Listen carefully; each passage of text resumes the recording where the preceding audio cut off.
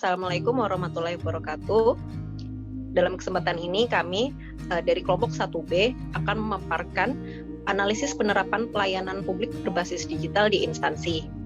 Kelompok kami beranggotakan 5 orang, yakni saya, Intan Puspawangi dari UNJ, yang kedua, Anggi Mayangsari dari UNJ, yang ketiga, Andri Rizky Prasetyo dari Universitas Mataram, yang keempat, Hasyati Sabrina dari Universitas Mataram, dan yang terakhir, Suprayanti dari Universitas Mataram. Berikut kami akan memulai pemaparan tugas kelompok kami. Kami akan memaparkan 2 isu penting, yang pertama dari UNJ dan yang kedua dari Universitas Mataram. Untuk yang pertama, kami akan memaparkan isu dari Universitas Negeri Jakarta mengenai Learning Management System yang ada di UNJ.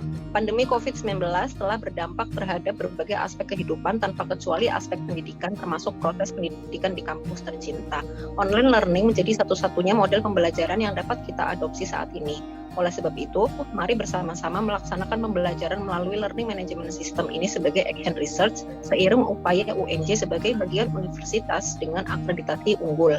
Sehingga sambil berjalan, mari kita bersama-sama memperbaiki secara terus-menerus. Mengingat pola pembelajaran seperti ini adalah merupakan tren pembelajaran di era industri 4.0. Maka kita dapat melanjutkan praktik terbaik kita pada era new normal dan seterusnya. Online learning di UNJ adalah memiliki 4 poin, yaitu paradigma baru, heotagogi, piragogi, dan sibergogi.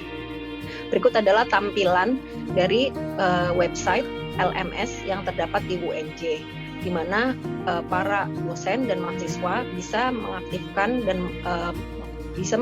dan login jika akunnya sudah didaftarkan, dan kemudian bisa mulai enroll dalam beberapa mata kuliah yang mereka ambil.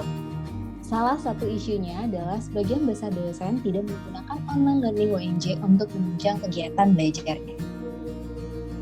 Berikut analisis berdasarkan input, proses, dan output. Yang pertama, jika kita lihat dari sisi inputnya, terdapat 3 poin di sini yang bisa kita bahas, yaitu kurangnya literasi digital pada dosen UNJ.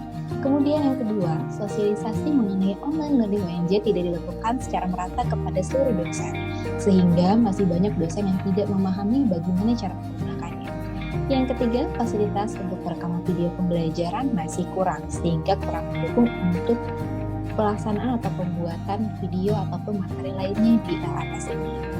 Selanjutnya, dalam proses, di sini terdapat beberapa poin juga. Yang pertama, ketika pelaksanaan proses LMS ini, banyak dosen yang tidak memanfaatkan online learning UNJ untuk kegiatan mengajarnya. Yang kedua, program pendaftaran akun dosen di online learning UNJ tidak efisien karena dilakukan secara manual, membutuhkan waktu yang lama, dan dosen harus proaktif untuk menanyakan progres pendaftarannya.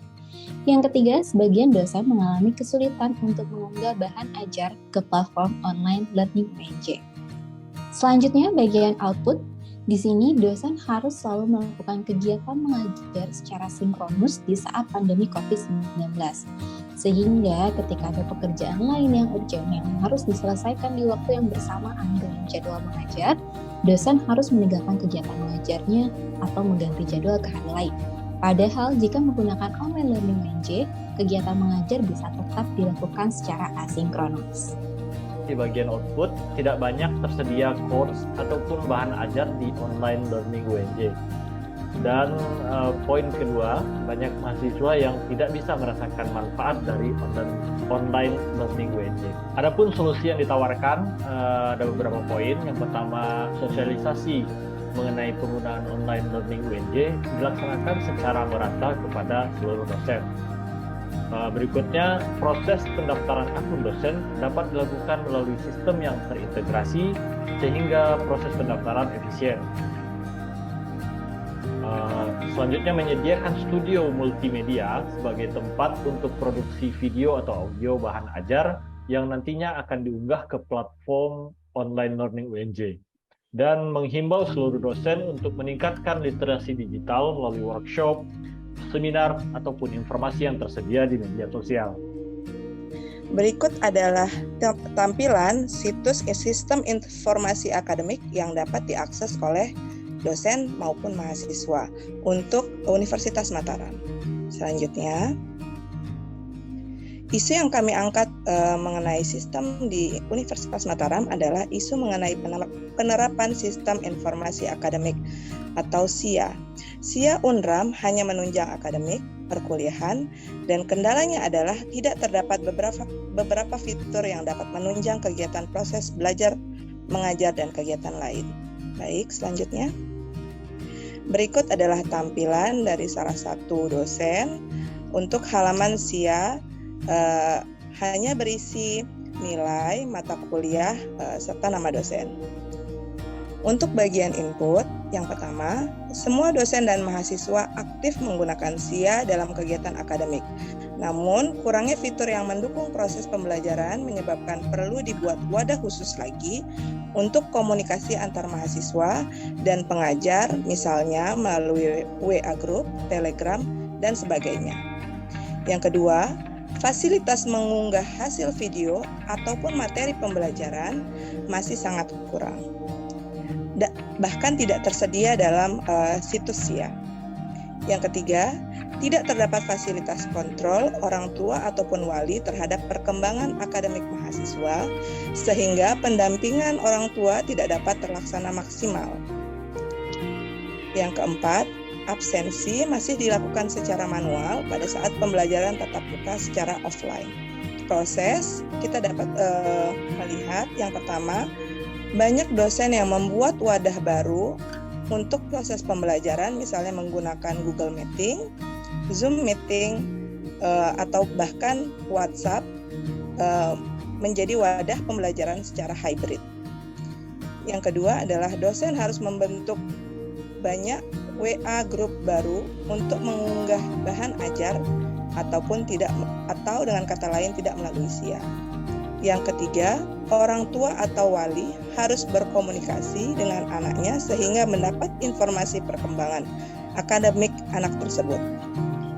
Yang keempat, perlu perhitungan secara manual pada penentuan persentase kehadiran mahasiswa yang dapat mengikuti ujian akhir semester atau dengan kata lain minimal 75% dari kehadiran. Berdasarkan hasil analisis output, kekurangan dari sistem SIA ini yaitu mahasiswa harus selalu membuat grup chat kelas sebagai wadah pengarahan dosen secara online terkait tugas dan memberikan materi kuliah tersebut. Hal ini sangat merepotkan bagi mahasiswa dan dosen karena dosen dan mahasiswa akan tergabung di banyak sekali grup WhatsApp. Kemudian, banyaknya grup WhatsApp tersebut akan membuat baik mahasiswa maupun dosen menjadi kebingungan dalam menjalani perkuliahan. Selanjutnya, pengunggahan materi dan video dilakukan secara mandiri dengan mengirimkan link atau materi video langsung secara berkali-kali untuk di tiap kelas paralel.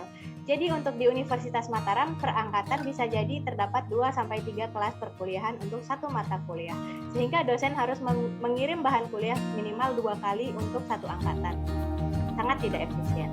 Orang tua harus membangun komunikasi yang baik untuk membangun kepercayaan anak agar mau terbuka mengenai perkembangan akademiknya. Kemudian diperlukan waktu dan tenaga lebih untuk menghitung persentase kehadiran mahasiswa secara manual. Untuk masalah dengan orang tua ini, karena ada beberapa kasus yang mahasiswa yang tidak mengaku secara jujur kepada orang tuanya sedang berada di tahap apa perkuliahannya atau tugas akhirnya, sehingga tidak ada kontrol orang tua. Dan perkuliahan anak pun terganggu, intinya tidak ada trust antara orang tua, mahasiswa, dan kampus seperti itu.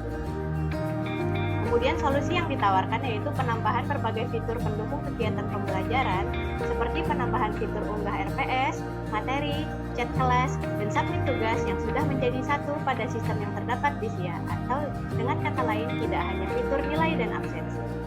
Yang kedua yaitu penambahan fitur parental control terhadap perkembangan akademik sehingga transparansi nilai oleh mahasiswa dapat dicapai. Selain itu, transparansi apakah mahasiswa sudah lulus atau belum itu juga sangat perlu di parental control. Kemudian yang ketiga yaitu pengadaan sosialisasi setelah penambahan fitur yang diperlukan sehingga pemanfaatan teknologi dapat dimaksimalkan. Baik tatap muka dan online, daftar kehadiran dapat dilakukan melalui SIA.